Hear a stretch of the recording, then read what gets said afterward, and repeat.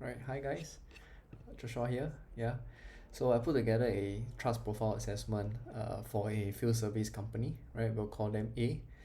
This is to protect them. Yeah, the data used is gathered from SEMrush as well as from review sites and their own website as well. Yeah, so what this trust profile assessment is about is we're basically scoring the profile based on 7 pillars, right, of a B2B SaaS company based in UK. Yeah, and we are benchmarking each of them against stock competitors. Okay, so here we have the scorecard, right, and each pillar represents a trust touch point, right, in your buyer's journey. Yeah, so in this case we're benchmarking against Job Logic and Big Change. Yeah, so we have the 7 pillars here, scoring range of 1 to 5. Yeah, and so we have conversion trust, social trust, content, Google, AI, peer, and lead. Yeah, so this is done to basically understand, right, your online profile. Yeah, and which are the areas that you need to work on, right, so you can prioritize based off top performing competitors. Yeah, so now I'll be walking you through what each pillar means, right, and the data that has been gathered. Yeah, so for conversion trust, right, we are now focused looking just at the homepage itself, right, and the different landing pages as well. So for company A, right, Capterra reviews are present, that's good. Client logos are present, that's also very good. Case study is present as well. Yeah, and we compare to the competitors, right, Job Logic and Big Change, they have all the same elements, but the additional thing that they have on top of that, right, is feature cards on their homepage. So feature cards meaning these are basically design cards, right, on the homepage itself that you can click on, right, when you're on their website. Yeah, so what this does is this helps to basically reduce friction, right, by guiding the buyers directly to relevant solutions. Yeah, so in this case company A has a very high score of 4 out of 5.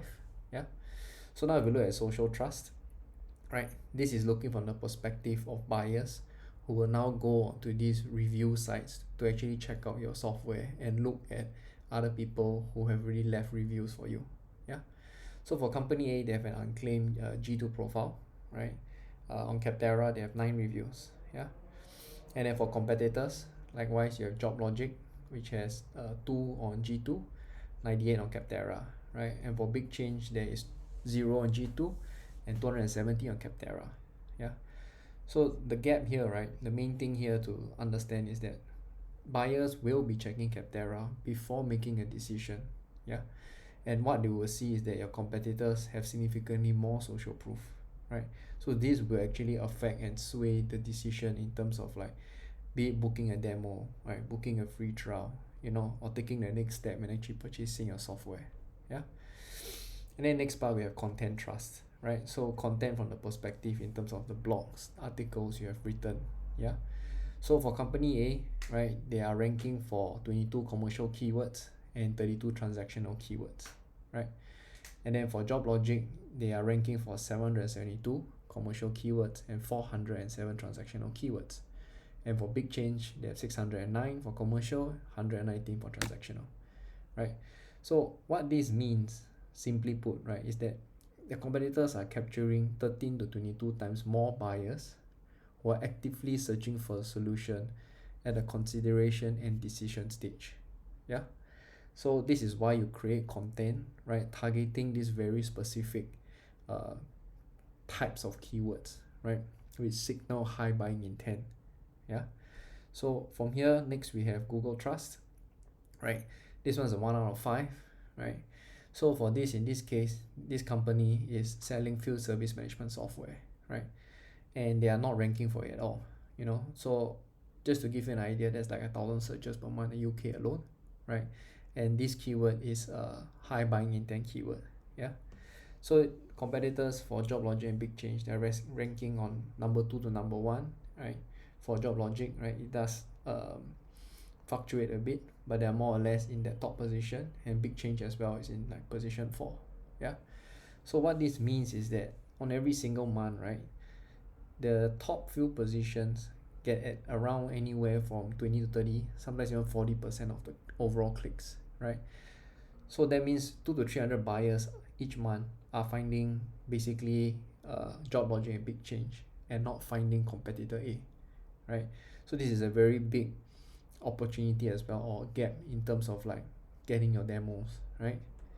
And then lastly we have, or not lastly, sorry, third last, we have AI trust. So this again is 1 out of 5, right? So for company A, they have only been cited 19 times, right, by AI overview. So in this case on Google, if you search anything right now, right, the top part will show up AI overview, and it's actually pulling information from the search results, right, and then displaying it all there. Yeah.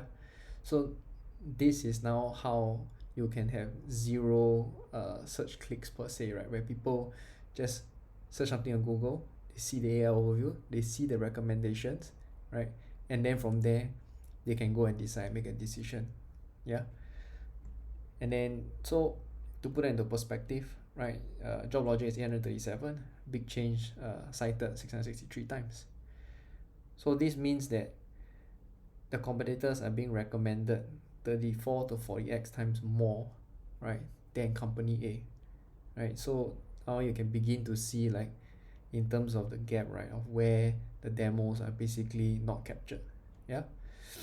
And then here we have peer trust, right? So this one is more of a very uh, direct way of just quickly getting a gauge, right?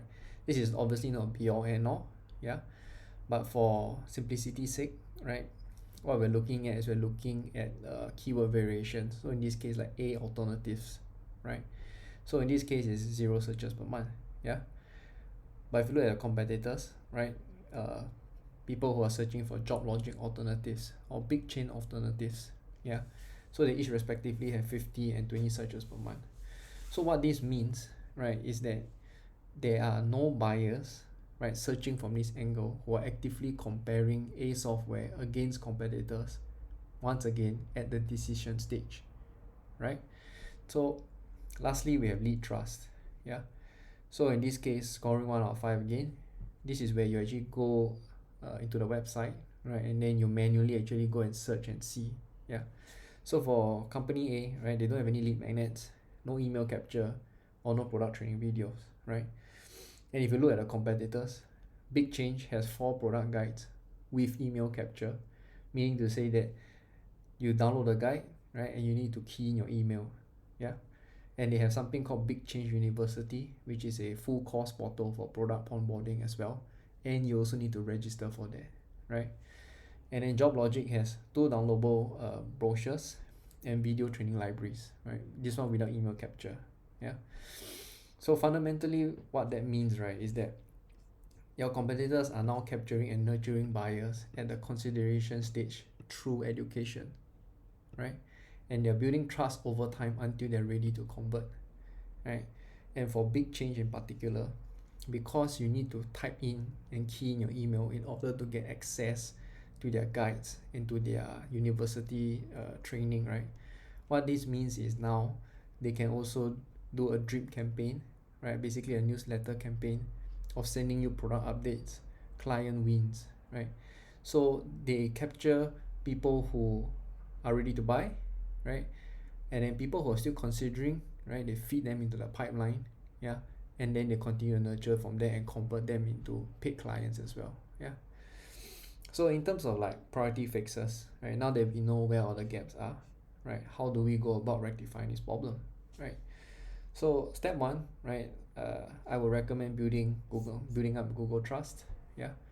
So very simple fix is to create a dedicated field service management software landing page structured around buyer search intent and decision stage questions, right, targeting the number 1 keyword that basically your buyer uses with 1,000 searches a month, right?